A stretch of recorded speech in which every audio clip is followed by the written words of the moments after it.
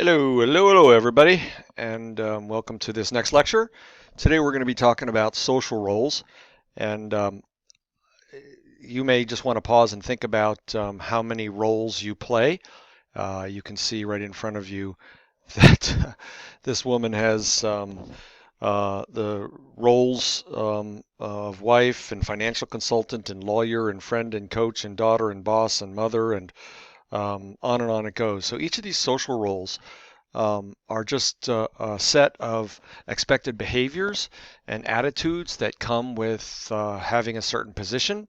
And clearly, they don't remain fixed and they're fluid and depending upon the situation. But social roles are so important to us because as human beings, we are constantly in social relationships.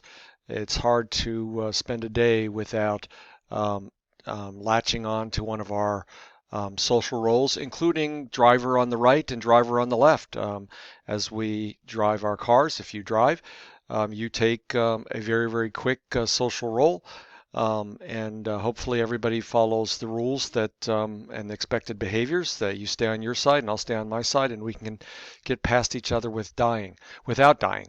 Obviously, that's just a transitory one. Our most important social roles are really definitive in terms of our day-to-day existence and our overall life. The social role that I have and still play as father, for instance, has been extremely important to my life. But it's changed quite a lot from when my kids were babies to teenagers to college students and now to older young adults, late 20s and early 30s. When we talk about social roles, we want to talk about what we call role transitions, as I just gave the example of the transitions that constantly happen with our roles as time changes. So if I took my social role as a psychology professor, that role has changed over the 20, 25, 30 years that I've been a psychology professor. And perhaps the role was a little different when I was the youngest person and the least senior person in the department.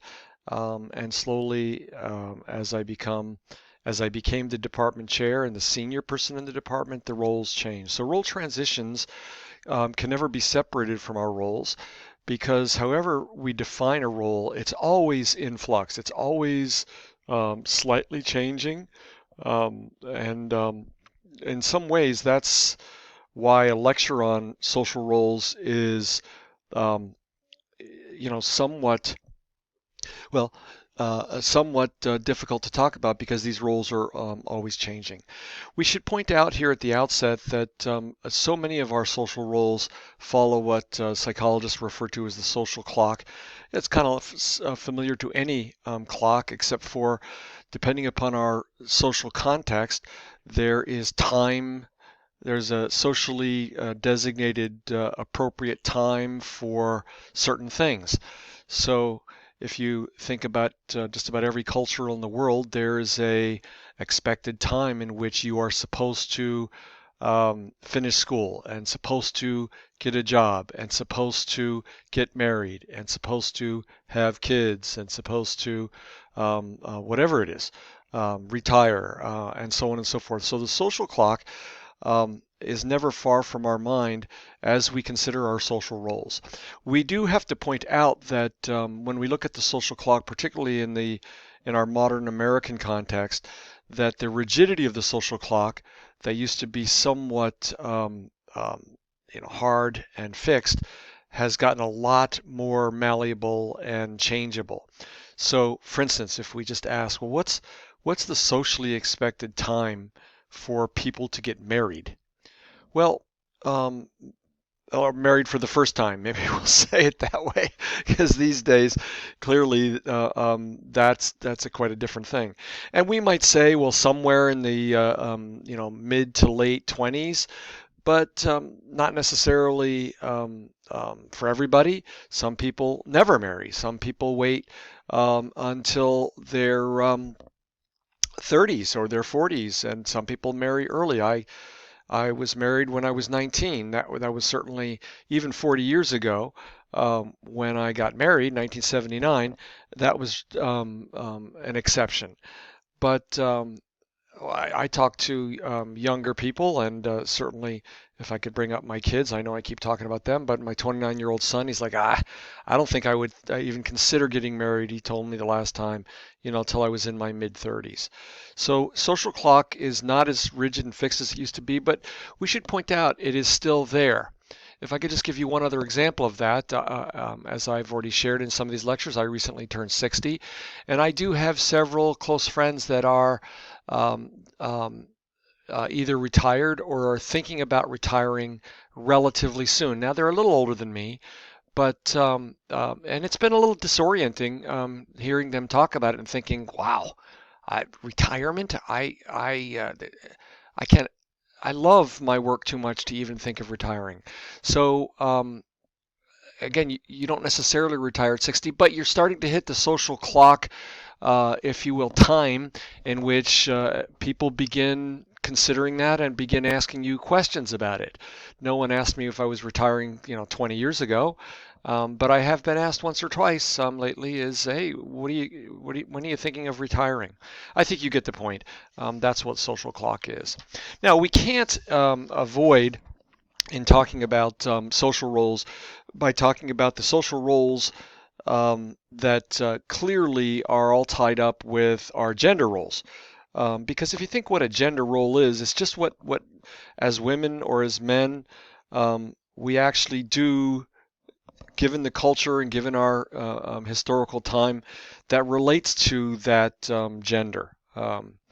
So once again, in my grandparents' age and maybe your great grandparents' age, gender roles were pretty fixed. They were pretty, men did this and women did this, and the social cost of being outside um, or different than the social role, often was paid in terms of people's comments or looking at you kind of weird or any number of other things.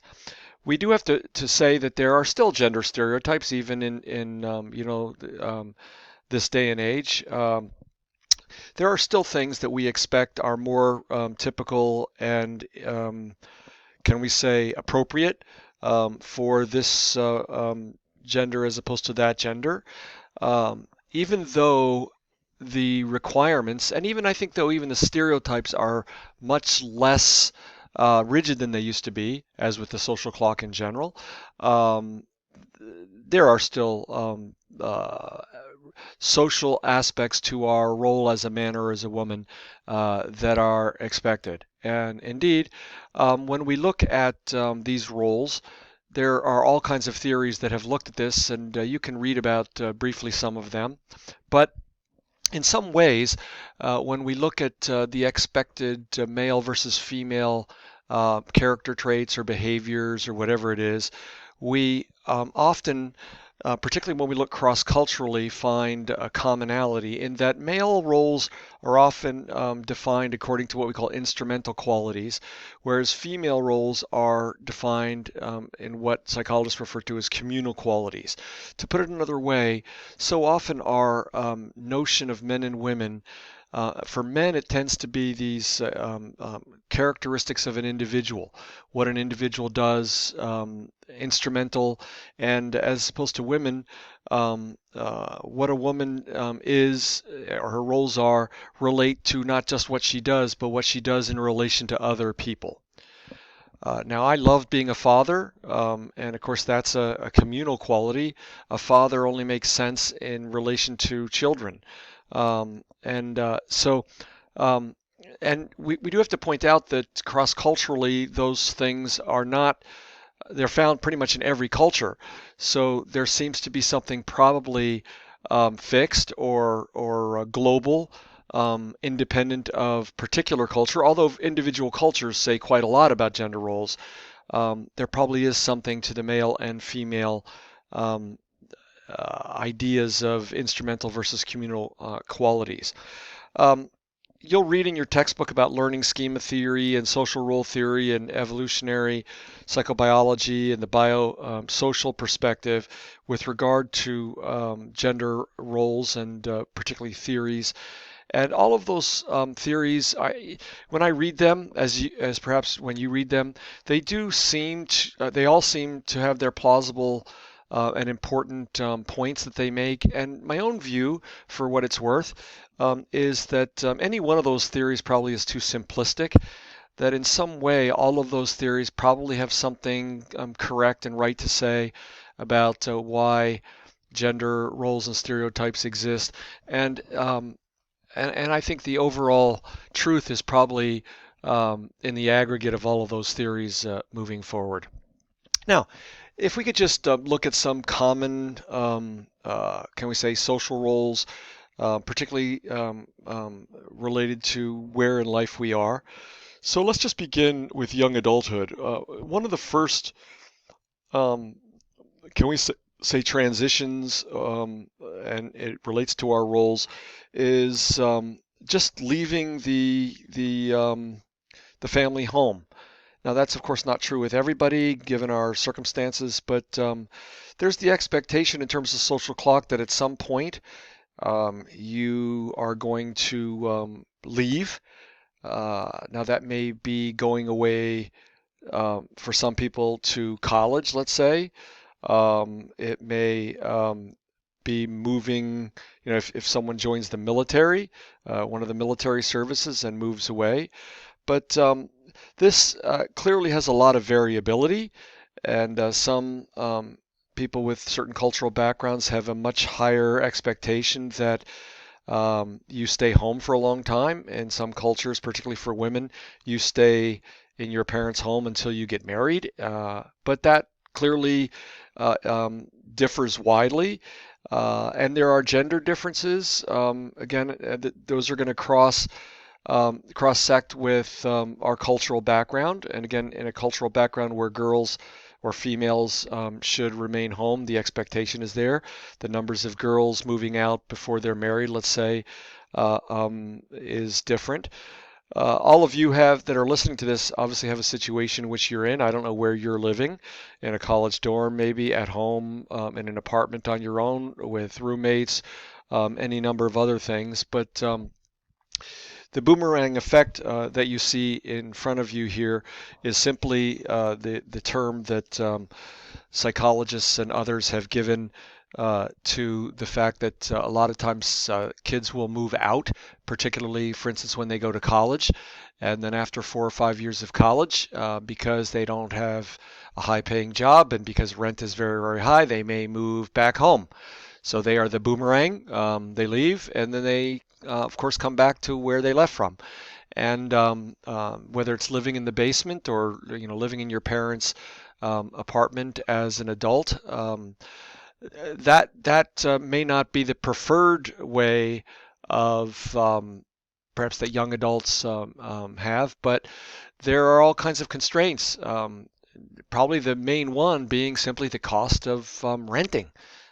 Particularly in New York City, it's extremely expensive to rent anything, and so for financial purposes, perhaps the boomerang effect is the best explanation. But there are other perhaps reasons for that.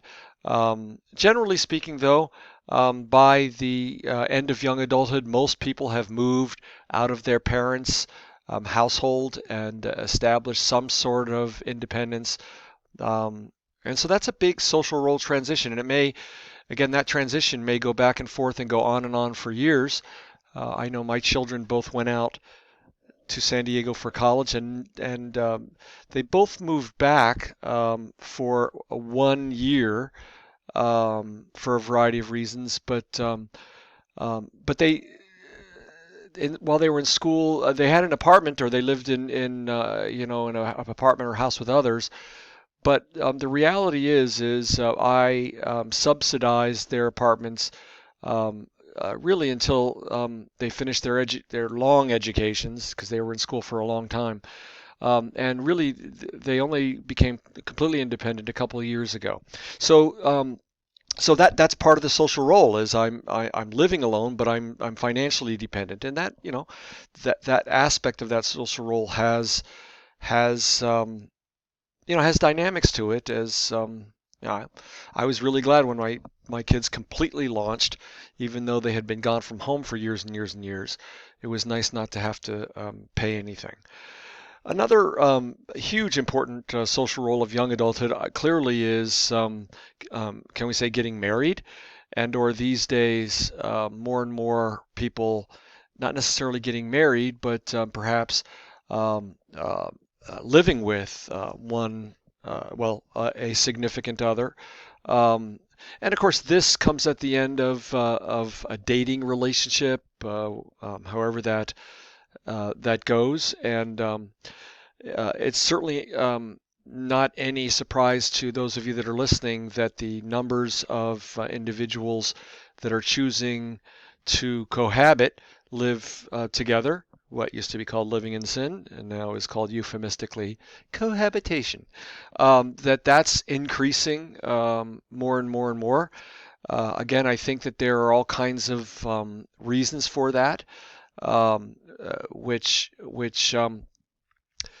have their legitimacy, can we put it, quote unquote, um, and that whole finding a significant other or finding significant others in terms of dating and then breaking up, and think about the social roles that we play in young adulthood, and of course later in adulthood for those that don't get married or eventually get divorced or something.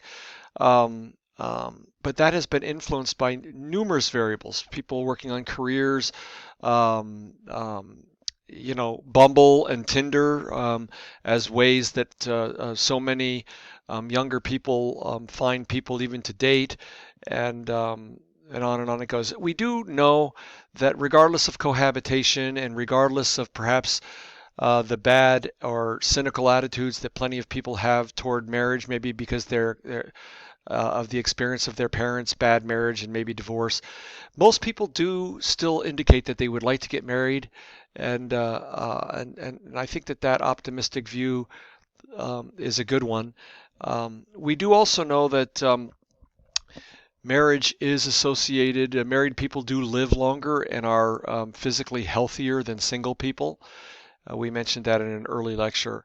And so the whole dating and what that means and how that goes, and for some people living together and for other people getting married. And then, of course, many marriages end relatively quickly and then entering the, kind of, we say, dating pool. All of that stuff, the social roles that are it's constant transition, first of all, for a lot of people, and it's constant updating and adjustment. So, for instance, those of you that are younger, the gender roles in your relationships, how traditional do they tend to be?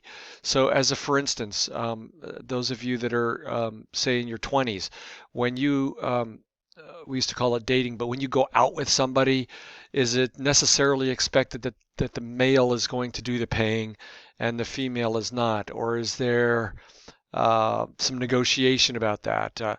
So the gender roles obviously are highly impacted by um, changes in how we understand gender. We do have to say in this next slide that the cohabitation rates this is taken from your textbook differ significantly around the world depending upon culture, depending on where you are. And those of us in the United States that are in the United States listening to this, we actually tend to be on the more conservative end of the spectrum as far as cohabitation rates of This is women between 18 and 75. So you can assume that women between 18 and 30, the numbers are going to be a little higher.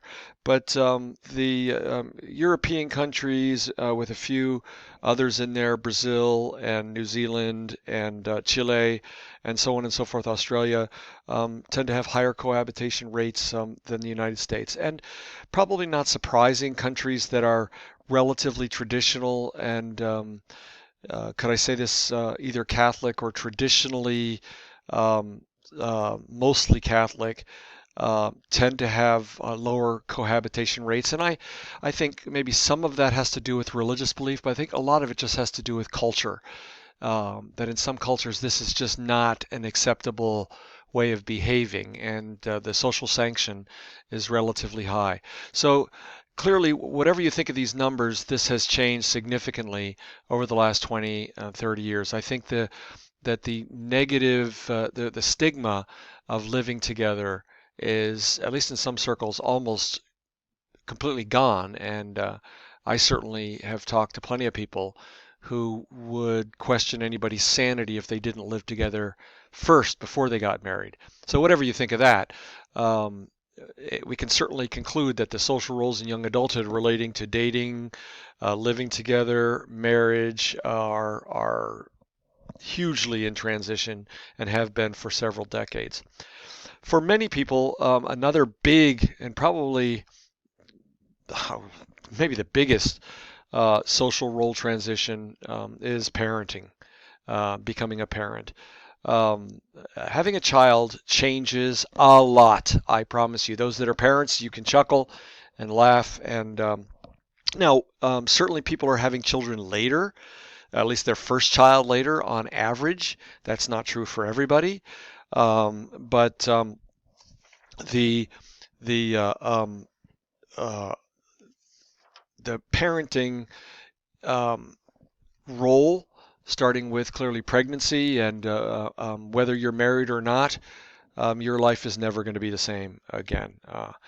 Just some statistics. We do know that approximately 85% of people eventually do become a parent. So that simply tells us that 15% of the population, at least in the United States, for whatever reason, never becomes a parent. The majority of us will become a father or mother at some point in our lives. And as I said earlier, with even with regard to dating, the gender role aspect of the parenting social role has evolved and changed. I was an extremely active and involved father. I changed diapers. There's nothing that I certainly didn't do, and quite frankly enjoyed doing and loved doing. And but I have to say that my parents, even my parents when I was a kid, did not model for me any specific gender roles.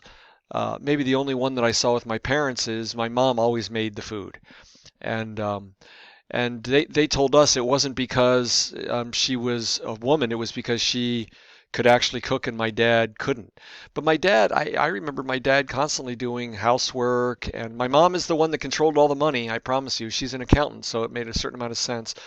But anyway, the gender role expectations, I think, has changed, although I don't think it's completely changed. And um, you could think about with our discussion this week, maybe contributing some of those comments to our discussion on gender roles. Um, it's interesting that when we look at parenting and marital happiness or marital satisfaction, we do have to point out that becoming a parent does, on average, decrease people's satisfaction in their marriage. Now, some people might be surprised about that. I guess I'm not surprised about that. Having children introduces quite a lot of stress, quite a lot of joy, I think, and quite a lot of, well, I don't know, at least for me, satisfaction in being a parent. But there's more to do. There's financial, there's a lot of stress, and the greater the stress, the you're going to get a high correlation between high levels of stress and unhappiness, not only with marriage, but unhappiness with anything. So it's not surprising that decreases in happiness occur. Again, not with everyone, and the research certainly shows that the decreases in happiness for both husband and wife are less likely to decrease when there is a better um, sharing of the burden of parenting. As you can imagine, if you're one parent and you feel like you're carrying the burden more than the other parent, it's going to lead to a certain amount of resentment and unhappiness. So, research by John Gottman, and if I could ever recommend any books for any of you that are married or interested in getting married, please look up on Amazon John Gottman's books on marriage and marital happiness. Very, very, very well. But Gottman has done research finding that exactly what I said before, that the decreases in marital happiness and parenting can be mitigated when there's fair distribution of the parenting load. And that just seems logical to me. If we look at the average age of women's first birth by country, you can see that the United States actually tends to be on the low end. It's right around 25. Mexico wins with 21. And so we're right down here, really lower. When we look at most of the rest of the world, particularly Europe and the developed countries, you can see that the average age over there at the very, very right with Spain, Italy, Germany, and the UK is right around 29 to 30. And so that certainly has changed over time for many, many reasons, many good reasons, but that has benefits in that very often parents are a little more financially stable when they have children. On the other hand, the rise of the whole fertility industry, um, much of that is due to people waiting, and then um, I could just put it out this way: having your first child, ideally for biological purposes, is not at age 29 or 30. It's certainly in the early to mid 20s, just physiologically in terms of women's bodies. So that's one of the downsides of that. Now let's move on and talk about social roles in middle adulthood.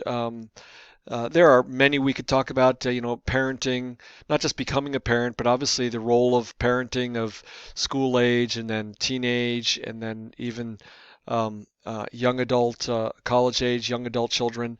And so in some ways we can say one of the big transitions or one of the big social clock roles is when the children actually leave the home, which has been called the empty nest, when all of them are gone. And for most people, it's a positive experience for when the children leave, because again, parenting is a role which does, if you're doing it right, takes a lot of energy and effort. And so when the kids move out, go to college, or if it's a little later, get jobs or get married or something like that, most people find that to be a positive experience, more time and more, some cases, more space and more opportunities to pursue maybe interests that have been put on hold for years as you engaged in the necessary task of parenting. A lot of couples, marital happiness tends to increase at that point. But it's a crucial transition because for a lot of couples, when the kids leave, this becomes the point in which divorce, maybe to the surprise of some of you, often happens. And part of that is some couples have been waiting till the kids left. They've been putting off the divorce, and once that happens, they go ahead and get divorced. But for some other couples, they once the kids leave, the couple enters into some rough waters because perhaps the relationship has not been cultivated in the years that the children have been there. In other words, that the mothers and fathers relationship has been basically mediated by their roles as mother and father and not husband and wife. And so there are certainly rising cases. We know that there's a big jump in the divorce rate right after children leave, somewhere around in the 50s. And but for those couples that don't get divorced, there is usually an increase in marital satisfaction. Another thing that's been much research has been done, and I love this research, is that as when we look at our gender roles, generally speaking, as we age, as we go from our 20s into our older years, gender roles become less and less um, specific and particular, and even a concern, so that men, as they age, feel very comfortable in pursuing tasks and engaging in activities, and even seeing themselves, seeing the feminine part of themselves, and women vice versa, the masculine part of themselves. So there seems to be an expansion of gender, of the perception of gender roles, and not just the gender roles, but behavior. Um, this transition of the empty nest can be a very positive thing for a lot of couples. And again, since I'm a little beyond that, but maybe 10 years beyond that, or 5, 8 years beyond that, certainly a lot of the friends that I have, many of them have taken up hobbies, or taken up involvement in ministries in a uh, much different way than when they had kids at home, or bought a sailboat, and or travel more, or do any number of things. So it is a huge transition in for some people in middle to early old adulthood, becoming a grandparent for the first time. I have a younger sister whose birthday is tomorrow, and she became a grandmother 2 years ago, when she was 51. So, maybe a little early. But becoming a grandparent is a social role that for some people is a big part of middle and early older age. Um, it's a good time, I guess, to become a grandparent, particularly if you're healthy and financially stable, because many grandparents are very involved with their grandchildren, and maybe on a more necessary dimension, because of problems with parents. There are more and more grandparents that are raising their grandchildren as sole custody caregivers. So grandparenting, again, in some ways, the empty nest frees you, and then a grandparent doesn't send you back to the parenting role, but it again is a transition. I can't imagine any grandparent not wanting to, be involved to the extent that they can, or are allowed to by the parents, in their grandchildren's lives. And most of the grandparents that I know absolutely love the role of grandparent. We should also point out that because we're living so much longer than we used to on average, that more and more in middle adulthood, and particularly toward the end of middle adulthood and early old age, another transition that people are engaging in is caring for an older parent, a parent in their late 70s, 80s, and 90s.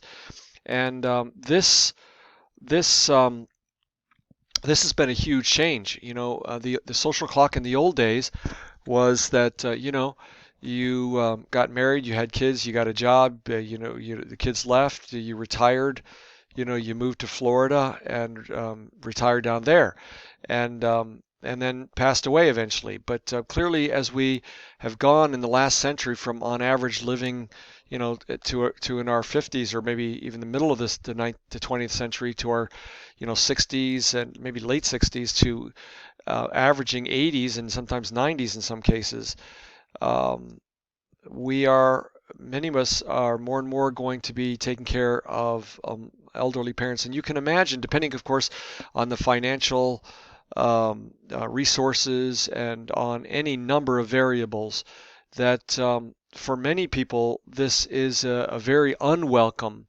and burdensome role to take on, sometimes for 10, 12, 15, 20 years. When you're entering into older age and taking care of someone that's even older than you can imagine that that could be hugely impactful on not just the social role that you have with your aging parent, but on the entire um, uh, rest of your life. That the caregiving burden um, may be something people enter into gladly, but it's still a burden, um, and pretty important. Just here's a figure from your textbook, but this is people, middle-aged adults of 40 to 59, and you can see that over three-quarters of people in that age have at least one living parent, which isn't surprising, and a third of those have a parent who's not in good health. Now, that doesn't mean that that taking care of them is a huge burden, but I think one of the things that we can expect as those of you that are younger continue to age is that this is going to happen more and more. I've certainly had this discussion with my children jokingly. My daughter said to me one time, as dad, no matter what happens, you never ever have to worry that if I'm alive, that I'm not going to take care of you till the day you die. And and that's nice to hear from your daughter. But I said to her, yeah, I don't know if I would ever want to put that burden on you. So she said, well, we're going to have an argument about that. And I said, well, let's hope that doesn't come for a long time, or let's just let's just hope I get hit by a bus before you have to do that. Uh, I can laugh at that. Some of you may not think that's funny, but I do. But anyway, it certainly is going to be a growing aspect of our social roles in the future. A couple of things about social roles in late adulthood, because this lecture is going on longer than I wanted. But certainly, as more and more people live longer, one of the things that just about all of us can expect to do is to live alone at some point in our life, whether because we're widowers or widows, or because of divorce or health problems, living alone, and the loneliness that can sometimes come with that is something that most of us can expect to do later on in life. Um, I live alone, and I never expected I would, because of course I had been married most of my adult life up until a few years ago when I got divorced. And so it's such a very different kind of way to live than when you're living in a home with kids and a spouse and so on and so forth. But just about all of us can expect at some point in our life that we will live alone. And of course, that's a big transition. Sometimes that's good, and again, sometimes people welcome that, and the independence is welcomed. But depending on, again, financial opportunities and any number of um, other factors, living alone could be a good thing, or again, it could contribute to isolation and aloneness. Um, as we've already mentioned, most of us, if we live long enough, will be on the end of receiving care, whether it's from, again, family or more institutional um, uh, uh, organizations like nursing homes or assisted living or any number of those things. And that's a big transition. It, it's much it's much easier, I think, to give than to receive. It's hard for some of us to receive from others, and particularly when you've been a very independent person and you get to the point in your life where you are now dependent, that can be a very, very hard transition. So some of us can expect for that. Here's just a slide on living arrangements and broken down by ethnicity. But you can see that in terms of for men and women, most men, again, this is because women live longer, but most men when we put the total of it of people over 65 do not live alone. They live with a spouse. Again, most women don't, and that's just because the men are dying. And you can see that there are some breakdowns in terms of ethnicity, but the longer we live, clearly the more likely we are to live alone. And finally, there are some people that choose never to get married. They have all kinds of reasons for doing that. We do know that more people are choosing to be purposefully single and not get married, but also not have children. We mentioned in an earlier slide that at least at this point is about 15%, but probably in about 10 or 15 years that'll go up to 20, 22%. And it's atypical simply in the sense that it's not the way things have been done for most of human history, but that doesn't mean that there's not a good time and place for that. Um, so here's just a slide, and we'll end with this of women, in their early 40s who have had no children. And again, that percent is somewhere, just below 20.